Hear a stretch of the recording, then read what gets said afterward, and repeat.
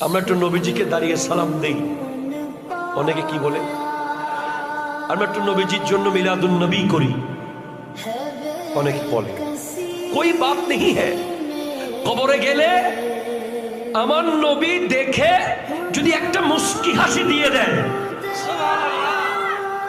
ভাবেন, একটু ইমাজিনেশনে আনেন যে নবী আপনার দিকে তাকিয়ে একটা মুস্কি হাসি দিয়ে দিয়েছে,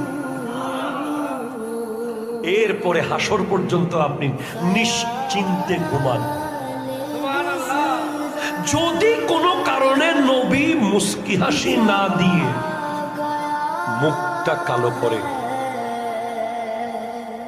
মনে রাখবেন, বাবা রেগে গেলে মা এসে বোঝায়, চেয়ারম্যান রেগে গেলে ভাইস চেয়ারম্যান গিয়ে বুঝায়,